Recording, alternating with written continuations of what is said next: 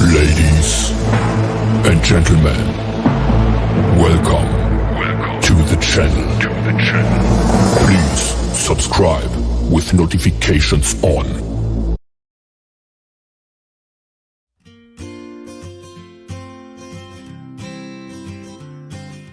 I don't think we should wait for children to ask about sex before we start talking about it. I think parents, teachers, schools should be aware about sex education, how to impart it, and particularly in today's day and age, I think it is an essential life skill that must be given to them.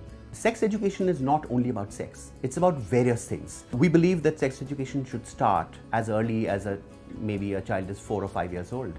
And at that time, the focus is on becoming aware of their own bodies, about their private parts, so that they are comfortable with it, without using derogatory terms such as maybe susu or chichi, which actually puts a negative connotation, and they begin to feel ashamed or embarrassed about their own bodies, right?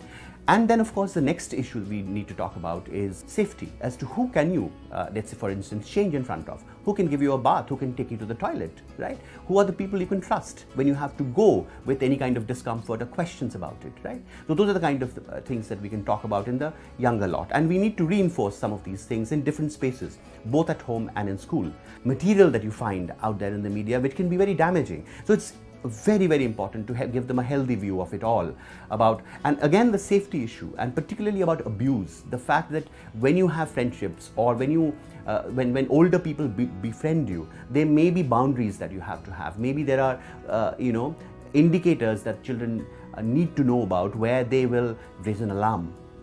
So those are the kind of things that they need to talk about, right? And they may have lots of questions also about how are babies made, and and how do private parts look like, and so on and so forth. And those questions also have to be answered in a sensitive and genuine way, without again being very embarrassed or evading the issue.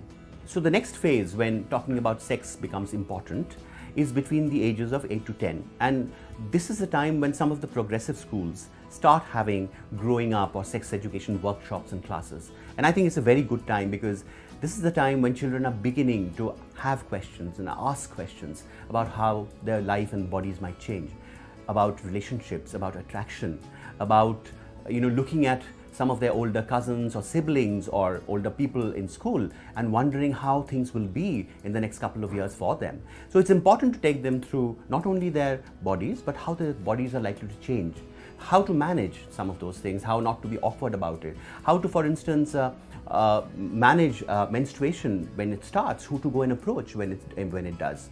Also, such children of this age are often curious about how are babies produced? What happens between men and women? What happens when you get married? And it's important to address it in a sensitive and perhaps creative way. For instance, there are some parents who take the assistance from, let's say, talking about animals and some of the programs you see in animals, because over there, breeding and mating and how babies are produced are shown in a way that is quite acceptable, and children often see such movies.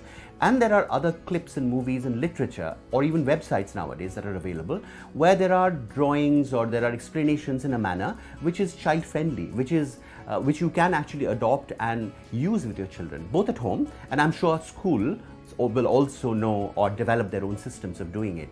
So this is another very important part of growing up, and it should become an essential part of education, in my opinion. The third and the last part where sex education becomes very important is adolescence. Now, at adolescence, as you would know, things change dramatically. Their bodies would have changed, their hormones would have kicked in. They begin to look at the world and relationships in a different way. They are now beginning to not only get attracted, but considering relationships. They may consider or think about romance. They might now begin to think about going one step ahead and think about a physical kind of contact or relationship. And it's important to now begin to address that. But besides all that, discussing about relationships, romance, love and all that, we also need to make them aware of their rights, of boundaries, of trust and respect in relationships, about how getting into a relationship is their choice, about consent and being able to be empowered enough to make their decisions on their own without being pushed or feeling the peer pressure to get into a kind of behavior which they're not ready for. And those are the kind of things that we have to take adolescents through. And I believe that life skills education or sex education or dealing with sexuality, which is actually thinking about it, is an essential part of the people we are. So the last step that we address in adolescence is identity and self-image, and body image. These are all things that get associated and become or vital issues that young people deal with and need to actually answer for their own selves to be able to grow as confident, self-aware and empowered individuals.